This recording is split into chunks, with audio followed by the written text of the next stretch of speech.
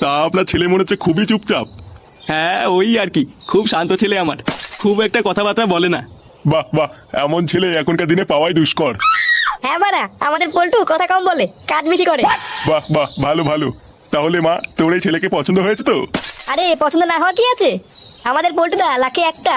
হ্যাঁ বাড়া, পল্টুর মতন কোনো ছেলে হয় না, আবার লেওড়া কোনো নেশাও করে না। হ্যাঁ আরে শুধু ভালো হলেই হবে, আগে তো দেখতে হবে ছেলের আছে কিনা। হ্যাঁ হ্যাঁ, তা তো দেখতে হবেই।